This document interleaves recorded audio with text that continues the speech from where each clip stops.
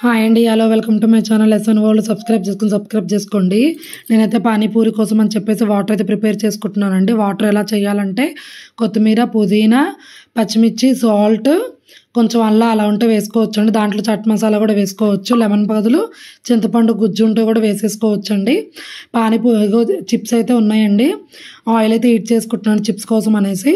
ఇందులోకి అయితే tomatoes cut చేసి పెట్టుకోవాలి. 2 కానీ 3 కానీ పడతాయండి. అలాగే ఆనియన్స్, పెద్ద ఆనియన్.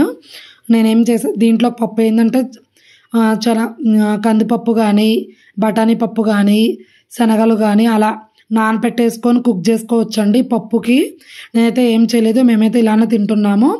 తినాలి అనుకున్న వాళ్ళు, పప్పు కావాలి అనుకున్న వాళ్ళకి అలా చేసేసుకోవచ్చండి.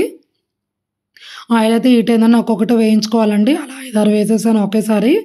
చూడండి, ఆయిల్ వేగిన తర్వాత ఇలా వస్తాయండి. చాలా బాగా పొంగుతాయి కూడా పూరీలు అనేసి. చెప్పాను కదండి, పప్పు అయితే ఇలా చేసేసుకోవచ్చు. కందిపప్పు కూడా వేసుకోవచ్చు అండి స్టఫింగ్ కోసం అని చెప్పేసి. దాంట్లో కావాలంటే కొంచెం టొమాటో, ఆనియన్, పెరుగు కూడా వేసుకోవచ్చు అండి అని చెప్పేసానండి.